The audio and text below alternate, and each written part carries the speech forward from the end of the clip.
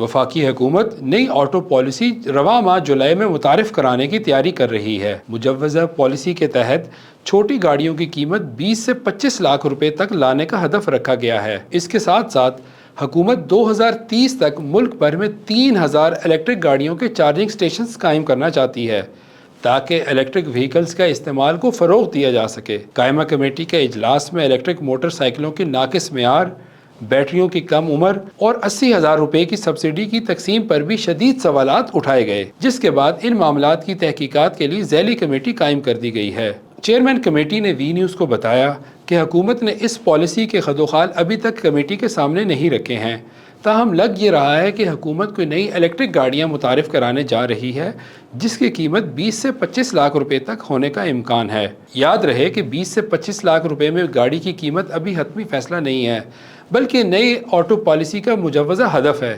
اس منصوبے کی کامیابی کا انحصار مؤثر عمل درآمد، معیاری مینوفیکچرنگ اور شفافیت پر ہوگا۔